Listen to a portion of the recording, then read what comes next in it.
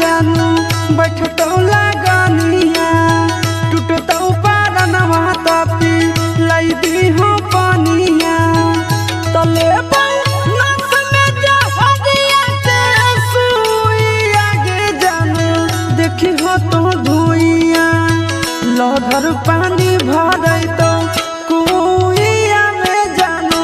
देखी हो तो धुइया लहर पानी भरई तो कुइया में जानू देखी हो तो धुइया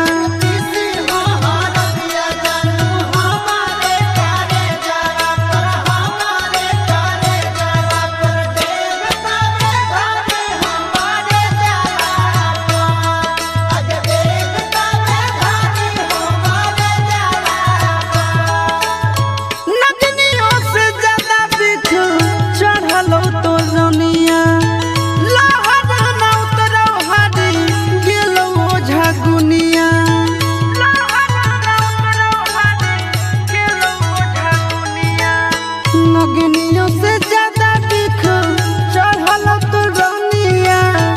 लहर न उतरौ हरी गेलो झगुनिया